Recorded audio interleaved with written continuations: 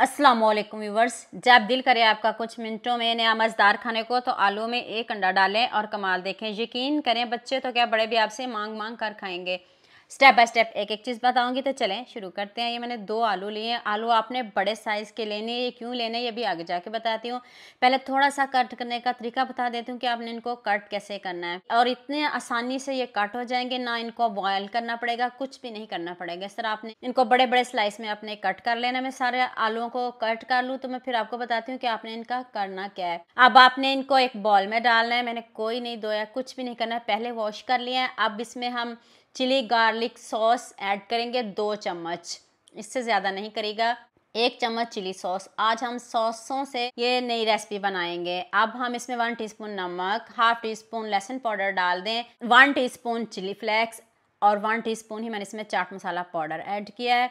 2 से 3 चम्मच कॉर्नफ्लोर के, कॉर्नफ्लोर ही हम इसमें शामिल करेंगे और कुछ भी नहीं शामिल करना। साथ में 1 अंडा डाल दें।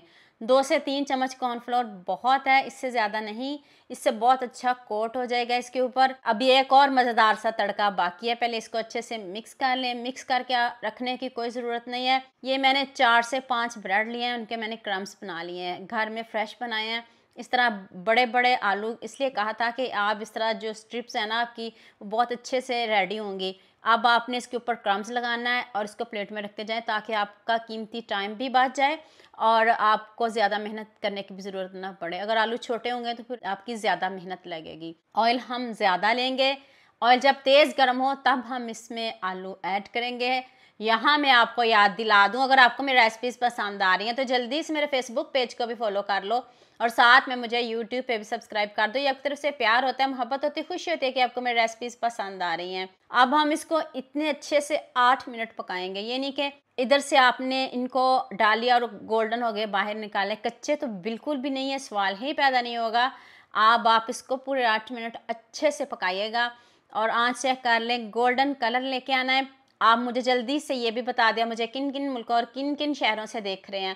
मुझे बहुत खुशी होती है जब आपके फेसबुक और यूट्यूब पर खूबसूरत से कमेंट पढ़ती हूँ। आप सबका खूबसूरत कमेंट करने का बहुत बहुत शुक्रिया, और आप सबके लिए भी दिल से दुआ है मेरी, आप भी हमेशा खुश रहें और हमेशा मेरे साथ ऐसे ही जुड़े रहें। देख लें, दिखने में जितने खूबसूरत हैं उससे बढ़िया इसका जायका है।